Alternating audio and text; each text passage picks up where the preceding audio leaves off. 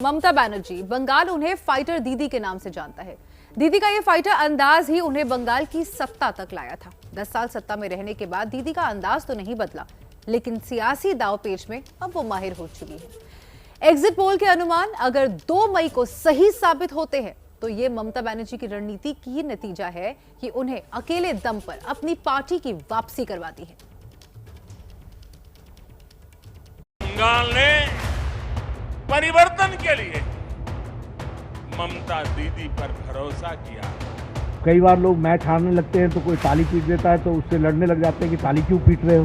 तृणमूल कांग्रेस जितছে, तृणमूल कांग्रेस আসছে, বিজেপি হারছে তাই গুলি করছে, বিজেপি হারছে তাই গালাগালি দিচ্ছে, বিজেপি হারবে। पश्चिम बंगाल ममता बनर्जी का गढ़ है। पिछले 10 सालों से न सिर्फ बंगाल में उनका राज है, बल्कि बंगाल में कोई ऐसा नहीं था जो उन्हें चुनौती दे सके। लेकिन 2019 के लोकसभा चुनाव में नतीजों ने ममता के लिए खतरे की घंटी बजा दी थी। 18 सीटें जीतकर बीजेपी चैलेंजर बनकर तो उभरी ही, साथ ही अपनी आक्रामक रणनीति से उसने दीदी की नाक में दम भी कर दिया। 2021 के विधानसभा चुनाव दीदी के लिए किसी अग्नि परीक्षा से कम नहीं है।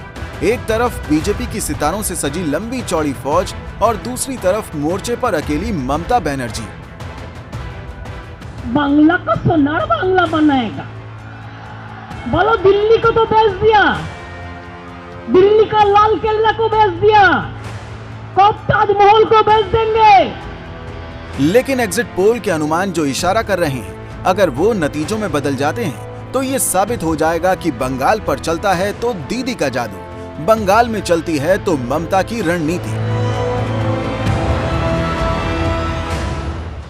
एग्जिट पोल के अनुमान अगर नतीजों में बदलते हैं तो उसके पीछे होंगे दीदी के वो मास्टर स्ट्रोक जो उन्होंने पश्चिम बंगाल के चुनाव के दौरान चले।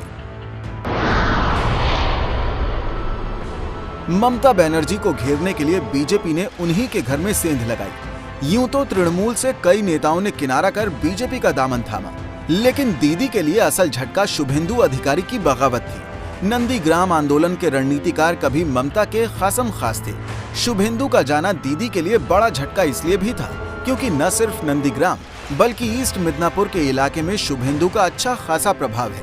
ये इलाका तृणमूल का गढ़ है और बीजेपी ने शुभेंदु के जरिए ममता को यहीं घेर दिया। बीजेपी ने चैलेंज कर दिया कि दम है तो ममता नंदीग्राम से चुनाव लड़कर दिखाएं। बस बीजेपी के इसी नहले पर ममता ने अपना सियासी दहला मार दिया। सीट एमनिते এটা জেনারেল সিট, কাজেই কোনো অসুবিধা নেই। এমনকি আমি যদি নন্দীগ্রামে দাঁড়াই কেমন হয়।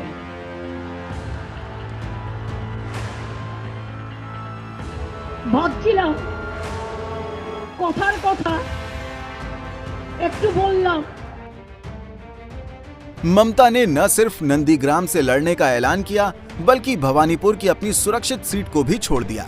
दरअसल नंदीग्राम वो इलाका है जिसने ममता बनर्जी को बंगाल की सत्ता तक पहुंचाने का आधार तैयार किया। भावनात्मक और सियासी तौर पर भी सिंगूर और नंदीग्राम की अपनी जमीन बचाना ममता के लिए बेहद जरूरी है। बंगाल की जनता में ममता की छवि मैदान में उतरकर सीधे चुनौती का सामना करने वाली नेता की है और नंदीग्राम से चुनाव लड़कर ममता ने एक बार फिर ये साबित कर दिया कि वो किसी चैलेंज से डरती नहीं है और चुनाव कितना भी मुश्किल क्यों ना हो, विरोधी कितना भी दमदार क्यों ना हो, उन्हें खुद पर यकीन है।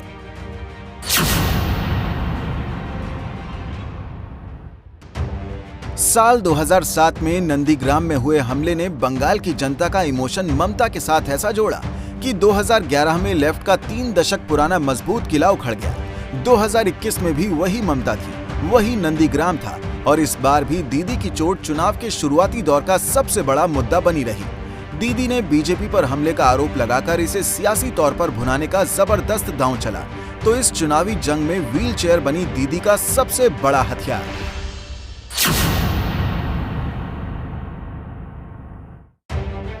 बंगाल चुनाव में जैसा विरोधी, दीदी का रूप भी वैसा। इस बार बीजेपी हिंदुत्व और जय श्री राम के नारे के साथ मैदान में उतरी तो दीदी ने अपनी हर रैली में चंडी पाठ कर सॉफ्ट हिंदुत्व की रणनीति अपनाई। यही नहीं, ममता बनर्जी ने मंदिर मंदिर पूजा अर्चना भी की तो अपना गोत्र तक बता डाला। আমি ত্রিপুরায় त्रिपुरेश्वरी मंदिरे পুজো দিতে গিয়েছিলাম। সেদিন আমার সাথে যারা ছিলেন তারা জানেন আমাকে জিজ্ঞেস করেছিলেন, পুরোহিত মশাই, মা তোমার গোত্রটা কি? আমি বলে ফেলেছিলাম, মা মাটি মানুষ গোত্র। আজকেও তিনি যখন আমায় জিজ্ঞেস করলেন, আমি বললাম, দেখুন আমার তো একটা পার্সোনাল গোত্র আছে, সেটা সান্ডিল্য। दरअसल चंडी पाठ और गोत्र बताकर दीदी ने बीजेपी के एजेंडे पर सीधे वार करने की कोशिश की। वो बीजेपी जो ममता पर लगातार मुस्लिम तुष्टीकरण का आरोप लगाकर हिंदू वोटों को साधने में लगी थी। एक तरफ हिंदू वोटों को साथ लाने के लिए ममता ने चंडी पाठ किया, तो दूसरी तरफ सॉफ्ट हिंदुत्व को बैलेंस करने के लिए कलमा भी पढ़ा। ओम सर्वमंगला मंगल्ये शिवे सर्वार्थ साधिके शरण्ये त्र्यंबके गौरी नारायणी नमस्तुते सृष्टि स्थिति विनाशानं शक्तिभूते सनातनी गुणश्रयी गुणमयी नारायणी नमस्तुते। दुआ करो अल्लाह, ला इलाहा इल्लल्लाह मोहम्मद रसूलुल्लाह। ममता बनर्जी की खासियत है कि वो विरोधियों पर सीधा निशाना लगाती हैं। पूरे चुनाव भर ममता के निशाने पर बीजेपी के बड़े नेता रहे, चाहे प्रधानमंत्री नरेंद्र मोदी हो या फिर अमित शाह, बीजेपी अध्यक्ष जेपी नड्डा हो या योगी आदित्यनाथ। जिसने भी ममता को चैलेंज किया, जनता के बीच पहुंचकर दीदी ने अपने ही अंदाज में जवाब भी दिया। নরেন্দ্র মোদী সরকার মনে রাখবেন, একটা ইনকম্পিটেন্ট সরকার, একটা করাপ্টেড সরকার, একটা দাঙ্গাবাজ সরকার, লুট দাঙ্গা মানুষ খুন, বিজেপির 3টে গুণ, এটা মাথায় রাখবেন। তাই ওদের একটা ভোটও নয়। माँ, माटी और मानुष वो नारा है जिसे चुनावी राजनीति में उछालकर ममता ने लेफ्ट को परास्त किया। प्रतीकों की राजनीति दीदी को हमेशा भाती रही है। इस बार भी दीदी ने पहले बीजेपी नेताओं को बाहरी बताकर बांग्ला अस्मिता का मुद्दा उठाया, तो खेला होबे का नारा देकर बीजेपी को सीधी चुनौती दी। दीदी का फुटबॉल उछालना भी इसी खेला का प्रतीक बना। चुनाव के आखिरी दौर में जब कोरोना के मामले बढ़ने लगे, तो ममता बनर्जी ने चुनावी रैलियों को कम करने का दांव खेला। यही नहीं, कोरोना के बहाने ही उन्होंने केंद्र सरकार और बीजेपी को घेरना शुरू कर दिया। এই যে করোনা যেটা বলা হয়, আপনারা জানেন এরা বাইরে থেকে গুণিয়ার লোক নিয়ে এসেছে। एग्जिट पोल के अनुमान अगर नतीजों में बदले, तो एक बार फिर ये साबित हो जाएगा कि बंगाल के गढ़ में ममता को हराना अभी भी विरोधियों के लिए टेढ़ी खीर है। ये ममता का जादू ही है कि सारी ताकत झोंकने के बाद बंगाल को दीदी भागे।